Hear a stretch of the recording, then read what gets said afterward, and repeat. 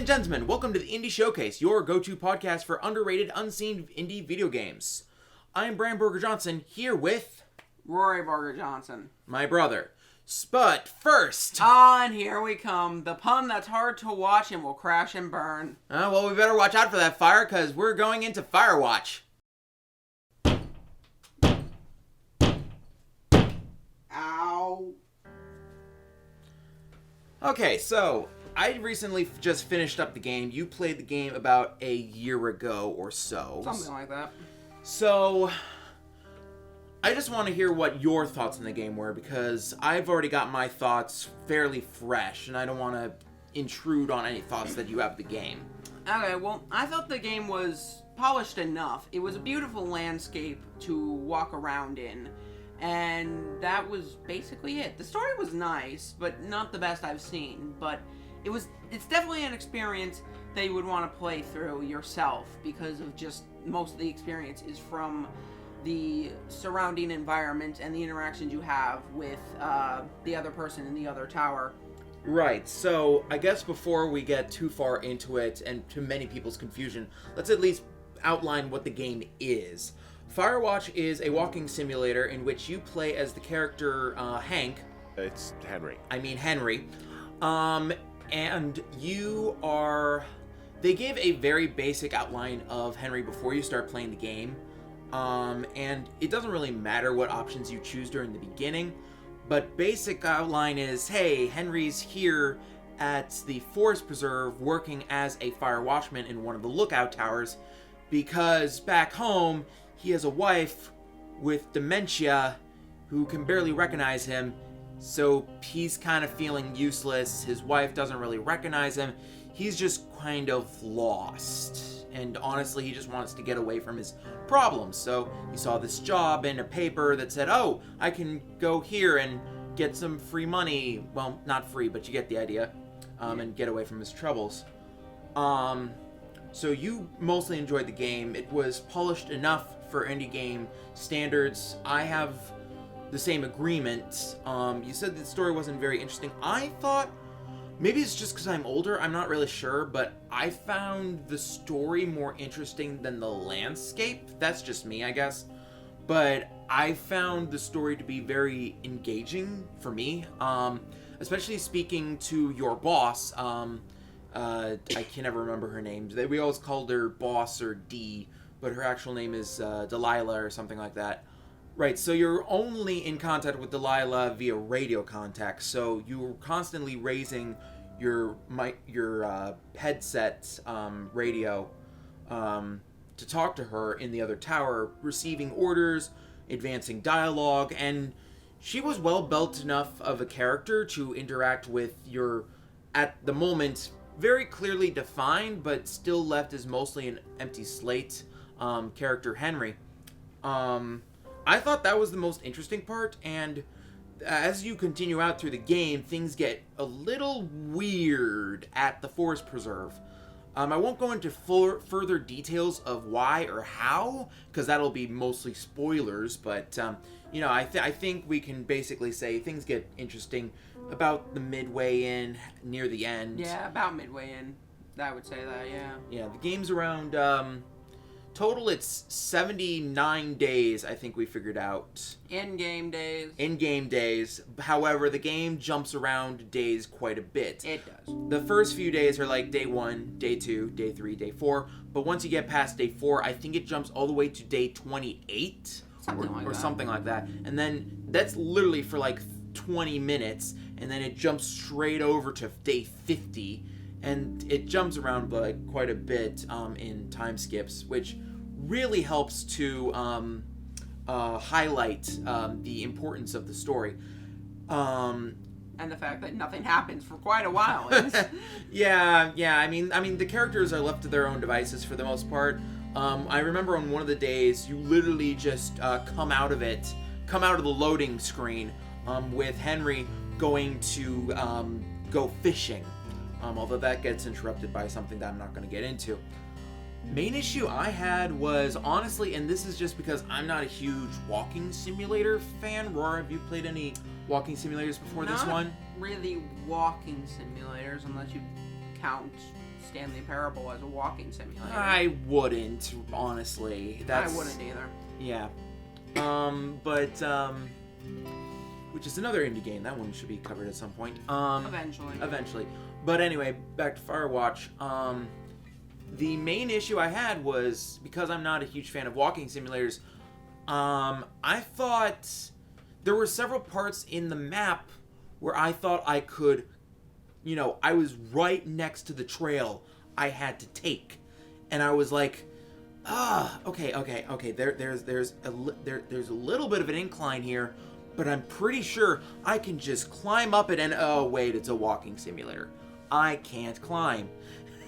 Yeah, basically. Yeah, the number of times I got stuck in a cul-de-sac or stuck in a wrong part of the map, or I just went the wrong way, and that's just me being bad with directions.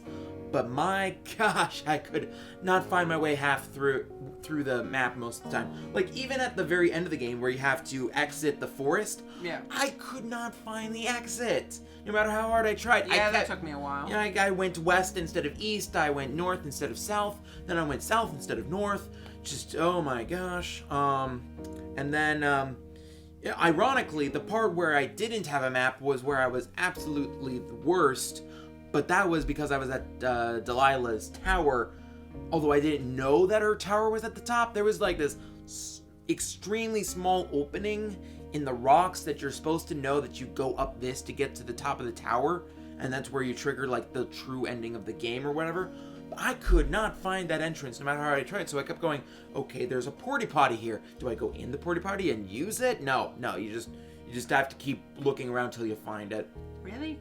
I don't know. I seriously, I couldn't not find it. I found it pretty easily. And then I couldn't find the helicopter. Okay, I can't remember if I found the helicopter was at the bottom of the hill, but I kept expecting to land further up because I kept hearing it further up. But I'm pretty sure it was just traveling, but I couldn't see it through all the fog and smoke. So whatever. Right, makes sense. Yeah, that's the. I don't think that's spoilery enough. I don't think that's too spoilery. Like, it's Firewatch. How else do you expect the game to end? Fire. Exactly. And you watch it. Exactly. Well, that does happen in the middle of the game, which was really nice. But, honestly, ironically, it did not have a lot of fires.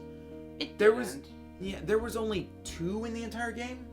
Yeah, one at the campsite, one at the... place that remains unnamed. Research site. Yeah, and also the, Oh, there's the third one? Yeah, at the very beginning of the game, where your first mission, where you find the girls. Oh, those are fireworks. They don't actually set any... Oh. There was a fire... At the middle of the campsite. I guess if we count the campsite fires, there would be 1, 2, 3, 4. 5 if you count the fireworks. Oh, okay. I wouldn't count them. Yeah, I wouldn't count them either. I wasn't even counting the campfires. Although, speaking of campfires, yeah, that was a big problem with the game, I have to say. Oh, geez, yeah. I don't know if it was just our copies of the game or if it's just the Steam version, but there was quite a bit of an issue with and again, this could have just been because of updates after the last couple of years. The game came out in 2016. There's been updates to graphics cards and the DirectX engine and library since then. But there were several times in which items and objects would just be out of place, or the particle effects around the objects would just be in the wrong place. For example, the first fire worked fine that we put out, like the first campfire we put out was just fine. But the second campfire, for some reason... that we had to light, yeah, we couldn't... neither me or my brother could find the... trigger point. The trigger point where you need to press the button to activate the fire. It was like a few feet away from where the campfire was. That I had. I didn't have anything else that Bram described to me about moving objects or moving particle effects. Yeah. But I still had that campfire problem. Yeah, it could have just been my copy of the game. I have yet to verify if any of the files are corrupted, but at least in my copy, I've noticed several times throughout the game where particle effects that should be like by the cliffside because they're falling rocks are just straight up in the middle of the screen. And it looks like cannon fire and a bunch of falling rocks are coming right at you at the screen. I'm like, whoa, is somebody firing at me? No, it's just a particle effect that's way off where it should be. And random fog effects coming out of nowhere, though I think that was intentional. Maybe. But yeah. Yeah. Oh yeah, and the most craziest, although that was just last night, one of the signs was literally floating in midair. Yeah. After a game crash. After a game crash? It was after a game crash, and it was right after finding the thing in the cave. I think that's vague enough. Vague enough. Do you have anything to add? Not really. I mean, I like the mysteriousness of it, because a lot of the game, I felt like I was going to have to... I was exploring through, especially in the canyon specifically, and slow I was going. I noticed how slow I was going and how long it took to climb. I'm like, I'm going to have to run through here after I'm being chased by something, aren't I? I felt the same way. And I made sure to look around, make sure to memorize this just in case I ever found myself back here being chased like by a bear or something. But no, it's kind of... I want to say peaceful, but not. Yeah, it was ironically, it's one of those games where you constantly feel like you have to hurry through your actions, but the game does not care. The game internally does not care how much time you take. Like, the story's gonna end in the same way, no matter how much time you take. Yeah. And the fact that it definitely amplifies the loneliness of the whole thing, because while you do have a lifeline through your radio contact to the other tower, there is no one else in the game. Yeah. The closest thing in the entire game to a human player model is in the distance. You can see the vague outline of some people. And the helicopter at the end. And the helicopter at the end, but you never even when you get to the other tower, she's already on the helicopter. Yeah, she's already left by that point. She's already left.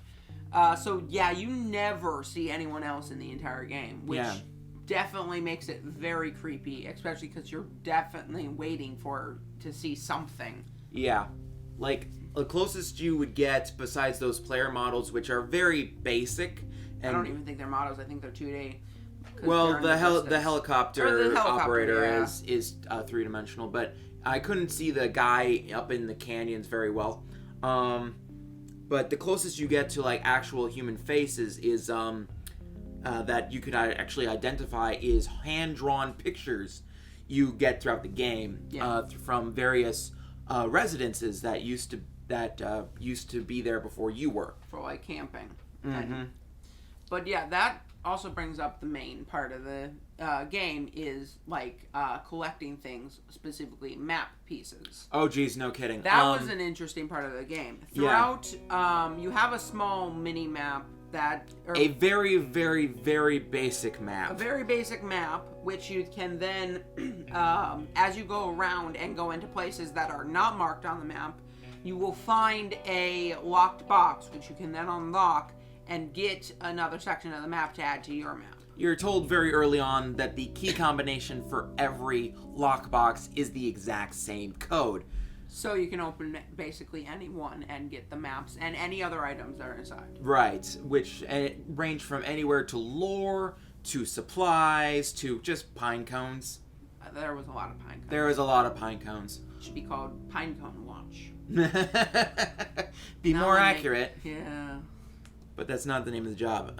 What was that code again? It was... I can't remember. It was 1, 2, 3, 4? Something like that. Hey, that's the code I put on my luggage. Yeah? No. Excuse me while I... Dang it! I was making a Spaceball reference. That's in Spaceballs? Yeah, that's in Spaceballs. I need to rewatch that It was like, okay, the code to the surface is 1, 2, 2, 3, 4. What the 1, 2, 3, 4? That's the code somebody will put on their luggage. Okay, whatever. Go and hang up, and then call up the mayor of Spaceball City. Hey, look, a server. We found the code to the place. Yes, it's 1, 2, 3, 4, sir. What? That's the coat I put on my luggage! Love that movie. Anyway. I need to rewatch that movie, yeah. Yeah. We're getting off topic. Yes, we are. I think we can afford, like, one off-topic thing. This is like our second off-topic thing. The first one was Stanley Parable. Yeah, though we were only on that for a brief second. Speaking of Stanley Parable, no. Please not. I think the animations for Henry were really well done. You seriously feel like you're in his shoes as you're exploring and climbing in the area. Like, the camera even locks into a 45 upwards degree angle when you're climbing down a part of the mountain using ropes. Part of the mountain, what am I talking about? Part of the rock formations. They're mountains. I call them. Some of them are mountains. Very tall hills. Very tall hills. Extremely tall hills. Extremely tall, rocky hills. Yes, exactly. Like Yellowstone. Yeah, kind of like Yellowstone, exactly. They make reference to Yellowstone at least once or twice. I think they do, yeah. Yeah. Oh yeah, that brings up one more thing. They brought up a character that I wasn't sure if was real. Forrest Burns. Him? Yeah. You mean the cartoon guy? Yeah. Is that a real character, or like I feel like they should have used Smokey the Bear, but if they couldn't get copyright, I'm sure. Yeah, the licensing to use Smokey the Bear is extremely strict. Yeah, Forrest Burns is like the Smokey the Bear of Firewatch. Gotcha. I was wondering about that. He's probably inspired by a real person, unlike Smokey the Bear, because he's a bear. But I think Smokey the Bear was brought in during the Teddy Roosevelt era. Oh yeah, wait, wasn't Smokey the Bear like, I don't know where? Wasn't it like a rescued bear cub in a fire or something? Yeah, basically. That was the story of. Now we're off topic a third time. Yep. Yes, we are. But yeah, Forrest Burns.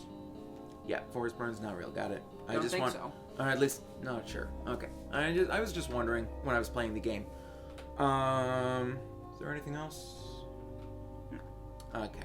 So, no bonus points for this game for the fact that what you buy is what you get. We've already covered what that is. There is bonus content in the game itself, like when you purchase the full price, like allowing you to be able to explore at your own pace. That's the only one I can actually remember. Do you remember what the other two bonus features were? No. Oh yeah, you could. There is a camera in the game. I totally forgot about that. I forgot There's a camera in the game which allows you to take pictures. But the cool thing is, you can even upload those pictures. I don't know if they still offer this, because again, this game came out like 3 years ago. But you can upload the pictures to their server, and you can order prints of the game in actual real photograph paper. So, you can get that shipped to your place. So that's really cool. For anyone that's like really wants to take really good pictures in their games and want to get an actual true Pokemon Snap. Pokemon Snap. It's kind of like that, back when they had those GameStop kiosks. Yeah. At Pokemon. We're getting off topic. Snap. I know we're getting off topic. And I can't remember what I can't remember the third feature, the bonus feature, special I don't think feature. there was one. No, there were like 3 options in the list. There was explore at your own pace. Then there was the photos. And then there was one more. I could probably boot it up really quickly to figure that out. Yeah, I'll do that really quickly. We're gonna cut away for a brief second. Audio tour. Oh yeah, it was. That's the one I want to do later. It's play the game again with commentary. But with commentary, which I think is a good thing for some games. I did that with Portal 2, and it just gave me an even wider image of how the game was built. And I know a rough idea of how the team built Firewatch, as I watched a few videos that explained that. But anyway, that's no bonus points. That's just how the game is, and that's really cool features that are included with the game. So that's really awesome. In any case, join us again next week where we'll be covering another unappreciated indie video game of the past or present. See ya!